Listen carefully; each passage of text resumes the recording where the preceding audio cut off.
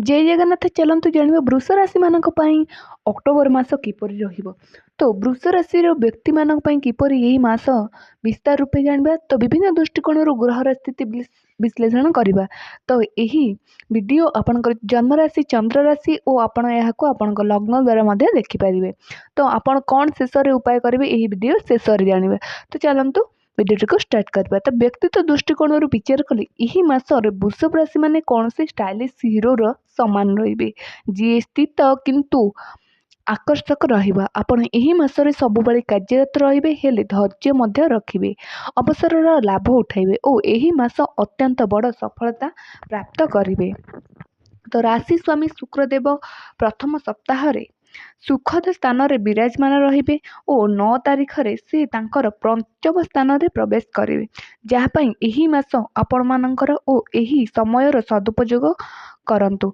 धन परिवार बाणी दृष्टि विचार कले वृष राशि धन स्थान रे गुरुदेव विराजमान अटंती, महत्वपूर्ण अटे और त्रिकोण रे रही शानदार रेजल्ट देवे।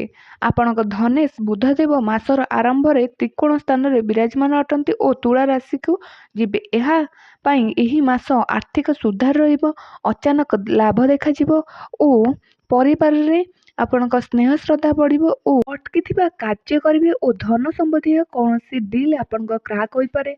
धनर फ्लो देखिबो गले ठीक रहिबो और आपण एही समय बाणीर संजोग रख थर्ड बा पराक्रम हाउस दृष्टि देखा गले तो गुरुदेव 18 तारीख रु थर्ड हाउस बा कर्क रे उच्च हेबे, जहा पई आपण वृषभ राशि मानक पई विवाहर शुभ योग निर्माण होबो ओ आपण शानदार आपणकर प्लानिंग करेंगे। आग लाइफ पई अधिक प्रयास करेंगे, यही समय अधिक जिनस आपण मानक पई सरल हेबो, भाग्य प्रबल हेबो कारण तृतीय स्थान रे प्रवेश करी गुरुदेव आपणकर भाग्य स्थान रे दृष्टि पकाउछन तो भाग्य प्रबल हेबो।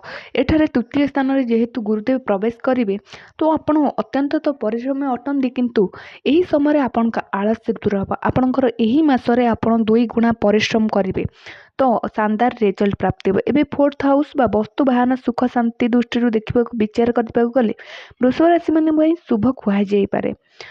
तो यही समय आपण नुआ जिनस किणी पारती और पर्वपर्वाणी जोग दे पारती। प्रथम सप्ताह रे माता मतभेद आउटफिट करंतु, किंतु माता आशीर्वाद आपण भाग्य बढ़ाइबो, यह ध्यान रखु।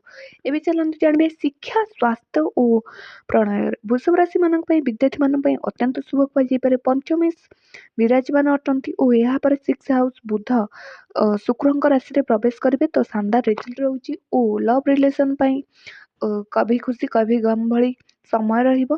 तो विवाहर जोग मध्य रहिबो, किंतु वैवाहिक जीवन सुखमय हेबो। एही समय रे जानबा आपन 6 हाउस हिसाब रे आपन कोन रिजल्ट पाइबे। 6 हाउस स्वास्थ्य खर्च और प्रतिस्पर्धार होइथाय, कॉम्पिटिटिव एग्जाम रो होइथाय।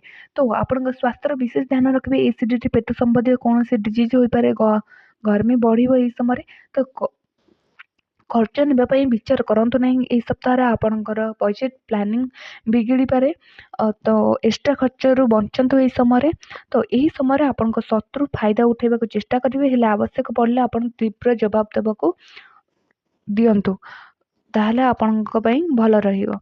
तो कॉम्पिटिटिव जो एग्जाम पई प्रिपरेशन करछन्ती स्टूडेंट मान पई काफी भल समय अछि, आपणकर लक साथ देउची। तो नौकरी व्यवसाय रे आपणकर उन्नति और प्रगति होची।